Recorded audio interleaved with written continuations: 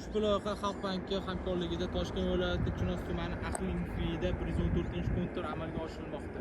Bu yerda sholi ekilgan. Maydoni hajmi 10 gektar, uzunligi 650 metr, bo'yiga 349 metr.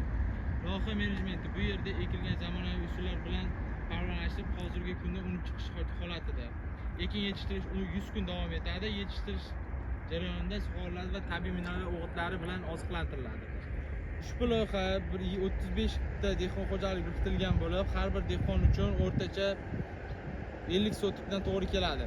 Yer maydoni to'g'ri keladi. Loyiha samarali amalga oshirish uchun Aralbek dehqon qishloq xo'jaliklari ishlab chiqarish kooperatsiyasi